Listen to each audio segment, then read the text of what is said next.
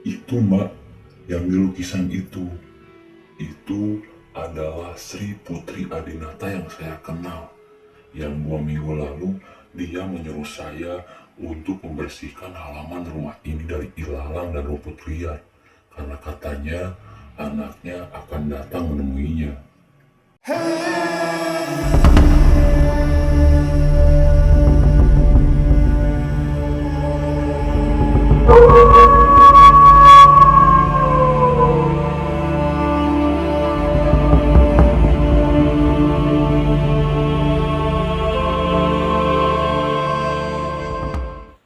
Assalamualaikum warahmatullahi wabarakatuh. Kembali lagi bersama Pamangku Cermis yang akan menceritakan cerita-cerita misteri, cerita pengantar tidur untuk Anda tentunya bagi pecinta dunia misteri. Pada kali ini saya akan menceritakan pengalaman misteri yang dialami oleh Yanto yang setiap malamnya berjualan nasi goreng keliling, hingga dia pun pernah mengalami pengalaman misteri yang seumur hidupnya tidak akan pernah dia lupakan. Penasaran pengalaman apa yang dia alami? Yuk kita dengarkan bersama-sama. 3 bulan sudah Yanto berjualan nasi goreng keliling. Dia tinggal mengontrak sendiri di sebuah rumah yang tidak terlalu besar di pinggiran kota. Dia biasa memulai berjualan nasi goreng keliling saat malam tiba. Saat itu sekitaran jam 7 malam mulailah dia mendorong roda dagangannya dan berkeliling di sekitaran daerahnya, bahkan sampai ke daerah sebelah untuk mendapatkan pembeli. Daerah di mana Yanto tinggal cukup ramai karena tidak terlalu jauh dari kota.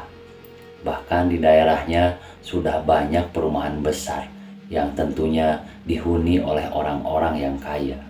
Selama 2 jam berjualan nasi goreng keliling, sudah ada beberapa pembeli yang dia layani. Dan dia memutuskan untuk kembali berkeliling ke kampung sebelah, melewati komplek perumahan. Karena saat itu masih jam 9 malam, portal penjagaan komplek perumahan itu masih dibuka. Agar tidak terlalu memutar jauh, pikir Yanto, kalau harus melewati jalan raya. Saat berada di dalam komplek perumahan, sesekali Yanto pun berteriak menawarkan dagangannya, sambil memukul-mukul alat penggorengan yang sudah biasa dia lakukan. Namun malam itu komplek perumahan tampak sepi.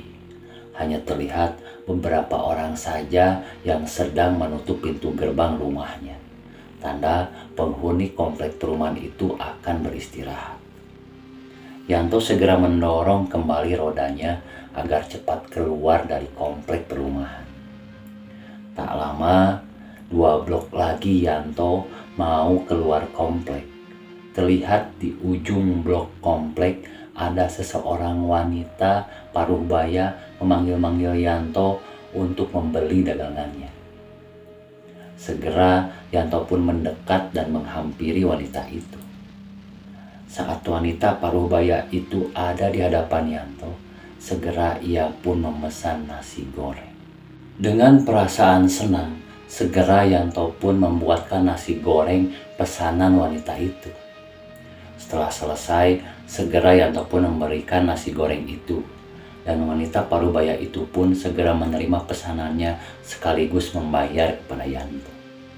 Saat Yanto mau beranjak pergi, tiba-tiba wanita paruh baya itu yang sudah berada di depan teras rumahnya memanggil Yanto untuk menghampirinya. Mendengar panggilan itu, Yanto pun segera menghampirinya.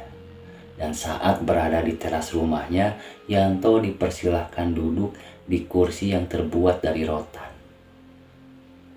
Saat Yanto duduk, sejenak dia memperhatikan sekeliling rumah itu yang tampak tak terurus dengan ilalang-ilalang yang tinggi dan rumput liar. Saat asik memperhatikan rumah itu, Yanto pun disadarkan oleh wanita paruh baya yang menawarkan Yanto pekerjaan untuk membersihkan halaman rumahnya dari ilalang yang tinggi dan rumput liar. Karena tak lama lagi anaknya akan datang dari luar kota untuk menemuinya. Dan wanita paruhbaya itu mengenalkan dirinya dengan nama Sri Putri Adinata. Namun dia hanya ingin dipanggil dengan nama Sri. Gimana Mas? Bisa kan tolongin saya? Tenang, saya bayar Mas 100.000 per harinya. Dengan tawaran pekerjaan itu, Yanto pun menerimanya. Boleh Bu, tapi saya hanya bisa mengerjakannya dari jam 8 pagi sampai jam 1 siang. Karena sorenya saya harus bersiap-siap untuk berjualan lagi. Dan kalau melihat luas halamannya seperti ini, mungkin 1 minggu baru selesai. Bagaimana Bu? Iya, gak apa-apa Mas. Besok Mas bisa langsung kerja. Tapi kalau siang saya tidak ada di rumah. Mas bisa datang lagi malamnya. Jam segini aja. Sekalian saya pesan nasi goreng lagi dan bayar upah Mas per harinya. Setelah terjadi kesepakatan, Yanto pun segera pamit karena harus segera keluar dari komplek perumahan itu sebelum gerbangnya ditutup oleh satpam. Singkat cerita, keesokan harinya pagi-pagi Yanto berangkat menuju rumahnya Ibu Sri di komplek perumahan dengan membawa peralatan untuk memangkas ilalang dan rumput liar. Saat masuk gerbang komplek perumahan itu, Yanto diberhentikan dan ditanyai oleh 2 orang satpam komplek perumahan tersebut. Dan setelah menjelaskan kepada 2 orang satpam itu bahwa Yanto disuruh Ibu Sri untuk membersihkan halaman rumahnya dari ilalang yang tinggi dan rumput liar. Setelah mendengar penjelasan dari Yanto, 2 orang satpam itu pun mengizinkan Yanto untuk mengerjakannya. Setelah mendapat izin dari 2 orang satpam penjaga komplek perumahan, pagi hari itu juga Yanto segera memulai membersihkan halaman depan rumah Ibu Sri. Dan suasana saat itu tampak sepi karena Yanto tahu bahwa Ibu Sri sedang tidak ada di rumah. Hanya saja selama dia mengerjakan pekerjaannya, Yanto merasa selalu ada yang memperhatikan. Selepas jam 1 siang, Yanto pun segera menyudahi pekerjaannya. Dan saat malam tiba, Yanto kembali berjualan nasi goreng keliling. Dan tak lupa dia pun mampir ke rumahnya Ibu Sri untuk mengantarkan pesanan nasi goreng dan mengambil bayaran upah kerja pada hari itu. Begitu terus sehari-harinya yang dilakukan oleh Yanto selama 1 minggu. Hingga tibalah hari terakhir dia membereskan halaman belakang rumah Ibu Sri. Ketika Yanto sibuk memangkas dan membersihkan ilalang dan rumput liar di ujung halaman belakang rumah Ibu Sri, terlihat oleh Yanto sebuah makam. Yang sebelumnya makam itu tidak terlihat karena terhalangi oleh ilalang yang tinggi dan rumput liar. Makam tersebut sangatlah tidak terurus, dan batu nisan yang terbuat dari papan sudah mulai lapuk dan sudah dipenuhi dengan rumput-rumput liar. Saat Yanto mengusapkan batu nisan itu dengan telapak tangannya yang tertutupi oleh tanah yang menempel, terlihat jelaslah tulisan yang agak sedikit memudar. tertera tulisan dengan nama Sekar Wangi Adinata yang sudah meninggal 4 tahun yang lalu. Tanpa banyak berpikir, segera Yanto membersihkan makam itu dan segera menyelesaikan pekerjaannya. Dan selama Yanto bekerja di rumahnya, Yanto tidak pernah tahu dan tidak pernah masuk ke dalam rumahnya Ibu Sri. Setelah pekerjaannya selesai tepat waktu, malam harinya seperti biasa Yanto berjualan nasi goreng keliling. Dan kembali ia menemui Ibu Sri untuk mengantarkan pesanan nasi goreng dan mengambil upah terakhir karena pekerjaannya sudah selesai. Sementara Ibu Sri sudah menunggu kedatangan Yanto berdiri di depan teras rumahnya. Tibalah Yanto di depan gerbang rumah Ibu Sri. Segera dia membuatkan nasi goreng pesanannya dan menyerahkan kepada Ibu Sri. Segera dia melaporkan bahwa pekerjaannya sudah selesai dilaksanakan. Ibu Sri mengangguk dan berterima kasih kepada Yanto sambil memberikan upah kerja terakhir kepada Yanto. Uang yang dikasihkan kepada Yanto berlebih. Dan saat Yanto menerima upah itu, Yanto pun memberanikan diri bertanya kepada Ibu Sri tentang makam yang dilihatnya di belakang halaman rumah Ibu Sri.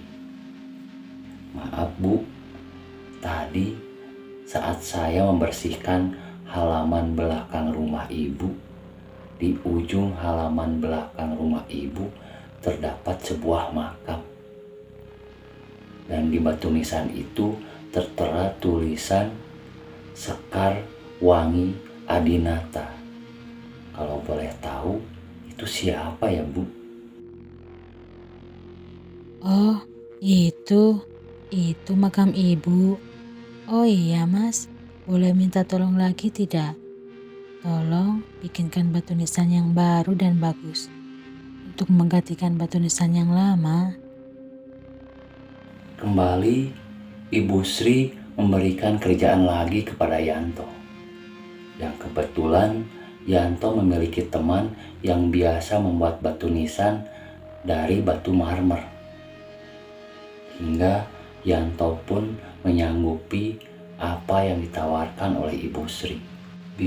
Bisa Bu, tapi harganya lumayan mahal karena terbuat dari marmer. Bagaimana Bu? Pokoknya hasilnya dijamin deh Bu, rayu Yanto. Dan tanpa berpikir panjang, Ibu Sri pun menyanggupinya. Ya udah, tapi kamu antarkan ke sininya tanggal 14 ya. Siang juga nggak apa-apa, karena besok saya akan pergi keluar kota dan kembali lagi tanggal 14. Jawab Ibu Sri sambil memberikan segepok uang pada Yanto. Waduh, ini kebanyakan Bu, tolak Yanto. Dah, ambil aja lebihnya buat kamu. Anggap aja bonus. Dan setelah itu, Yanto pun segera berpamitan kepada Ibu Sri dengan perasaan senang. Karena pada malam itu, Yanto serasa mendapatkan rezeki nomplok. Dan tidak lupa, Yanto pun segera memesan batu nisan kepada temannya dengan tulisan Sekar Wangi Adinata. Singkat cerita, tepat tanggal 14, waktu itu sudah menunjukkan jam 9 pagi.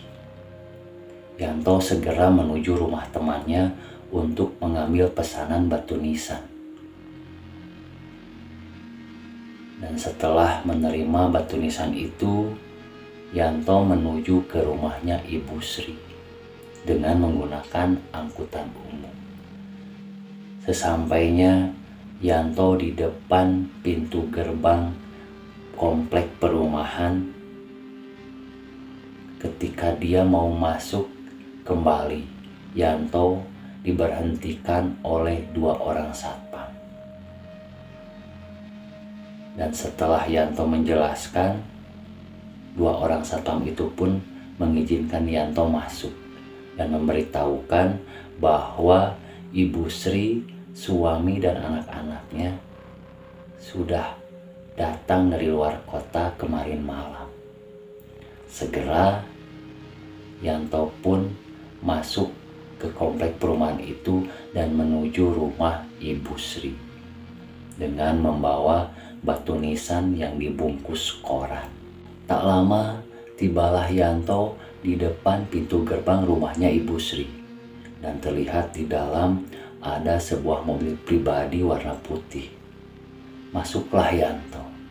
Setelah berada di depan rumah, dia pun mengetuk pintu, dan tak lama keluarlah seorang wanita dengan usia sekitaran 30 tahunan.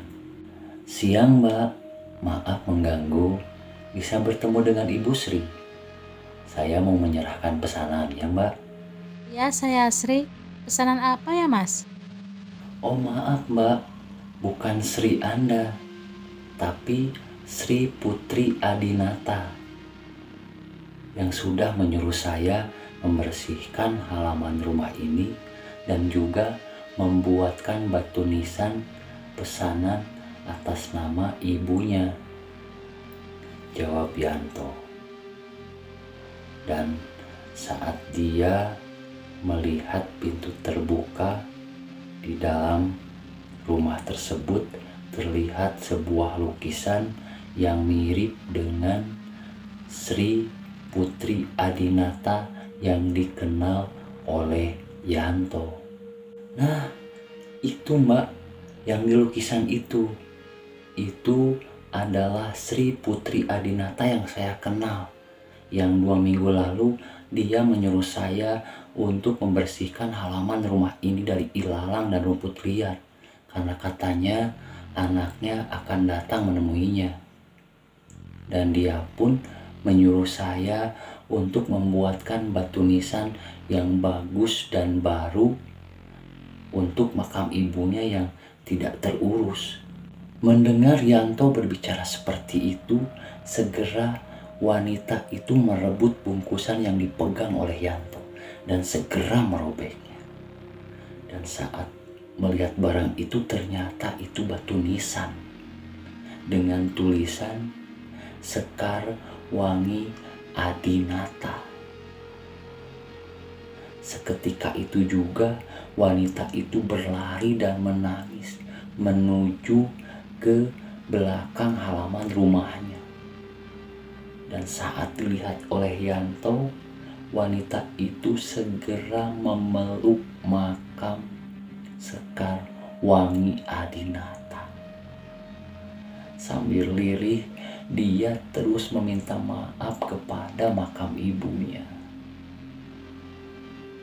Melihat wanita itu memeluk makam Sekar Wangi Adinata sambil menangis dan selalu mengucapkan kata maaf kepada ibunya, kini Yanto pun paham dan sadar bahwa wanita parubaya itu yang dikenal oleh dia Sri Putri Adinata tak lain adalah Sekar Wangi Adinata, ibunya Sri, yang sudah meninggal 4 tahun yang lalu. Mungkin Ibu Sekar Wangi Adinata sangat merindukan doa dari anaknya, yang saat itu Sri melupakan ibunya selama ibunya telah tiada. Dan saat melihat Sri yang masih memeluk makam ibunya, tiba-tiba di hadapan Yanto terlihat sosok Sekar Wangi Adinata dan tersenyum kepada Yanto dan mengucapkan terima kasih. Terima kasih Yanto, kamu orang baik. Setelah itu, Yanto pun beranjak pulang. Dengan kejadian yang dialaminya, Yanto segera pulang ke kampung halamannya dan segera berziarah ke makam ibunya.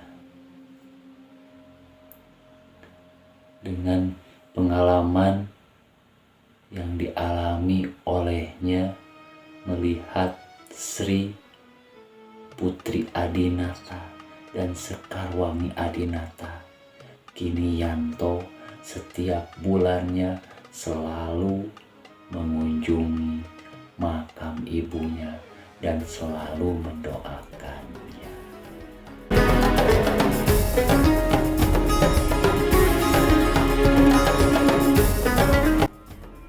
Demikianlah cerita misteri, cerita pengantar tidur pada kali ini.